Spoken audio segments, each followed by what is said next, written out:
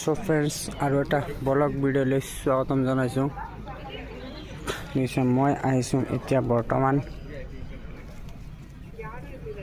নগাঁও মৃত্যুঞ্জয় মন্দিৰ আৰু বিশেষকৈ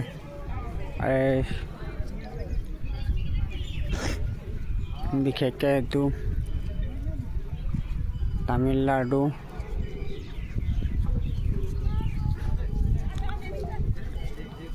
তামিলনাডু কৈমুতুৰ যেটো মন্দিৰ আছে শিৱ বাবাৰ আধাটো মূৰ্তি সেম হেনেকাই এইটো বনাইছে।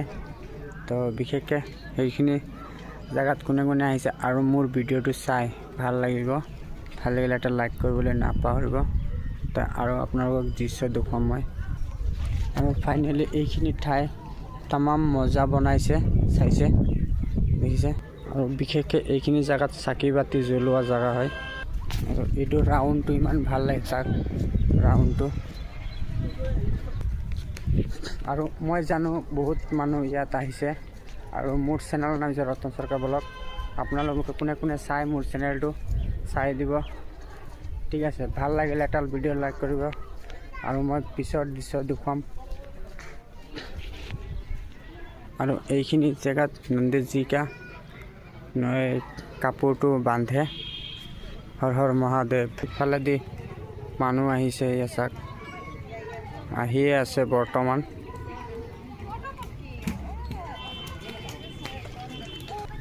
আৰু মন্দিৰটো বহুত তামিলনাডু চিকবালাপুৰৰ নিচিনা বনাইছে। এইটো মন্দিৰটো চাব পাৰে, চিকবালাপুৰ তামিলনাডু কৈমুতুৰ চিকবালাপুৰ মানে আধাটো মূৰ্তি আছে না শিৱ বাবাৰ।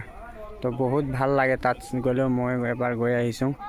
আৰু তাত কেমেৰা মানে খালি মূৰ্তিটোহে ফটো মাৰিব আৰু ভিতৰত কেমেৰা লৈ যাব এলাউড নাই। আৰু বিশেষকৈ সেইখিনি জেগাত মানে এই চিকিউৰিটি থাকে, মোবাইল চবাইল চব ৰাখি দিয়ে, দেখিছে। আৰু এইটো হৈছে ভিতৰৰ দৃশ্য, ইমান মজা পৰিৱেশ দেখিছে।